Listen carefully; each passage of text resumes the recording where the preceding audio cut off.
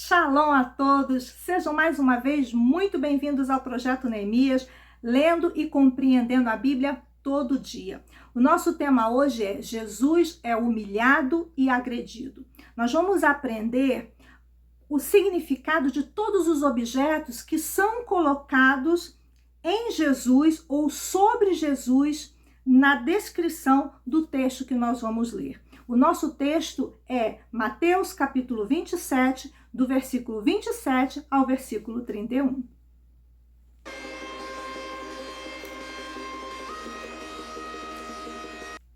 Leia comigo. E sucedeu que os soldados do governador conduziram Jesus ao pretório e agruparam toda a tropa ao redor dele. Despojaram-no de suas vestes e o cobriram com um manto vermelho vivo. Trançaram uma coroa de espinhos e a forçaram sobre sua cabeça.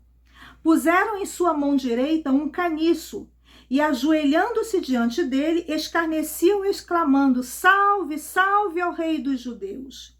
Cuspiram nele e, tirando o caniço de sua mão, espancavam-lhe com ele a cabeça. Depois de haverem zombado dele, despiram-lhe o manto e o vestiram com suas próprias roupas.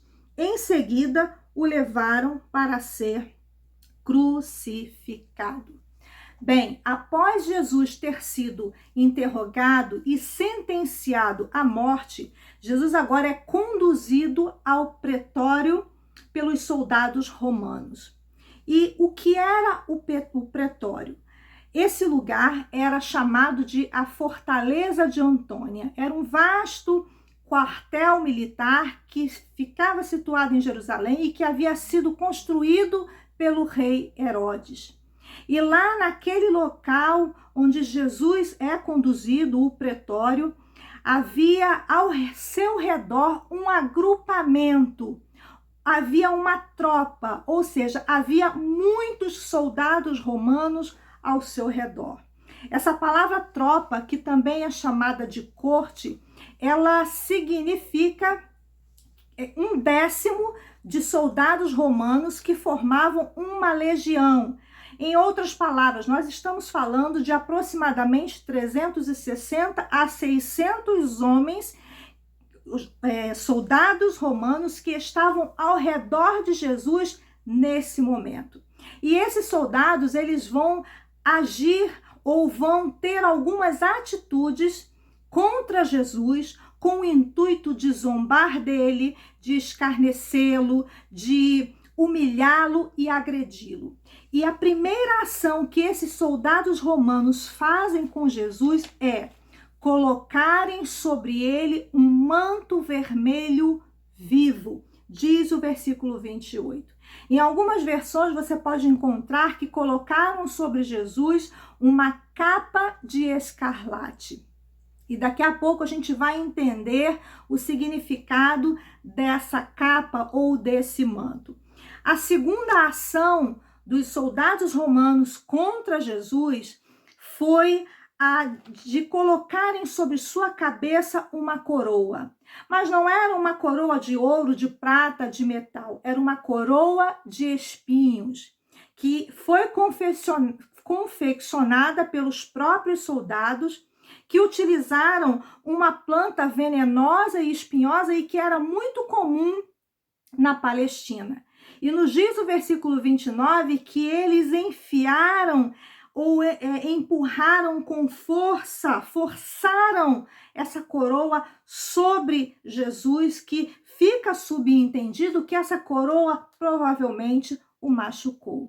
E nesse mesmo versículo 29, nos diz Mateus, no seu escrito, que colocaram na mão direita de Jesus um caniço. E esse caniço, em algumas versões você vai encontrar cana, a palavra cana, faz uma referência ao cetro, que era um objeto muito utilizado pelos reis no mundo antigo. Essa é a terceira ação daqueles soldados. A quarta ação dos soldados é que eles fazem uma paródia. E quando a gente fala de paródia, nós estamos falando da imitação de algo que é real. Então, quando no versículo 29 aqueles soldados dizem: salve, salve, ó rei dos judeus, isso é uma paródia. Eles estão imitando a tradicional saudação de reverência que era feita a César, o rei. E essa saudação se dizia: salve César. E como Jesus havia sido condenado sob a acusação de ser o rei dos judeus, então esses soldados colocam sobre Jesus essa capa, colocam sobre ele uma coroa, entregam na sua mão direita um caniço, fazendo referência ao cetro. E também começam a fazer uma saudação como se Jesus fosse um rei. E de fato, Jesus era o rei dos judeus.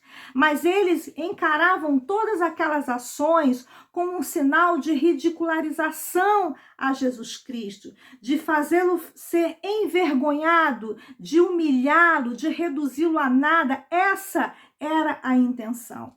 E depois de tudo isso, os soldados romanos, no versículo 30, eles cospem em Jesus, eles tomam de sua mão o caniço que foi colocado nela e com esse objeto eles espancam Jesus. Esta é a sexta ação de espancamento. E a última ação desses soldados romanos nesse texto é que depois de tudo isso, de toda essa zombaria, de toda essa atitude escarnecedora e lamentável, eles tiram o manto que foi colocado sobre Jesus, o manto escarlate, e colocam Jesus, ou sobre ele, as suas próprias vestes. Jesus agora está vestindo as suas próprias roupas. Mas qual o significado do manto, da coroa e desse caniço que colocaram em Jesus? A coroa é o símbolo da soberania, é o símbolo da nobreza. Quando nós falamos do caniço ou cana, que simbolizam o cetro, nós estamos falando de um símbolo real, de um símbolo de poder supremo.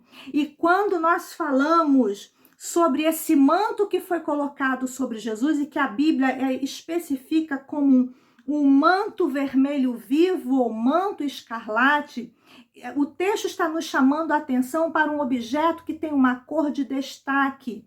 Era um objeto que tinha uma cor que representava a realeza do Império Romano, que dominava os judeus naquela época. Mas esse manto, ele tem um significado muito mais profundo, porque no dia da crucificação de Jesus, ele usou várias roupas, e cada roupa que Jesus usa, Deus está nos mostrando ou nos ensinando, nos apresentando uma mensagem. Mas hoje nós vamos falar somente desse manto, dessa segunda roupa que Jesus está vestindo. E nada que acontece na palavra de Deus acontece ou é registrado aqui de forma aleatória.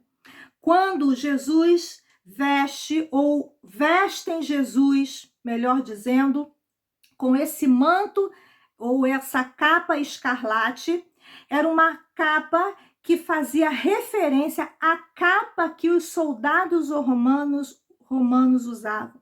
Os soldados romanos eram homens violentos, eram pessoas opressoras, eram pessoas sanguinárias, eram pessoas que oprimiam o povo judeu.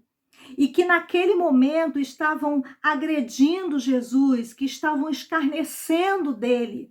E quando Jesus, provavelmente já com seu corpo todo ensanguentado, porque Jesus já vem sofrendo agressões físicas desde o momento que ele é traído, o seu corpo está completamente cheio de sangue. Jesus vem derramando o seu sangue desde o momento da sua traição.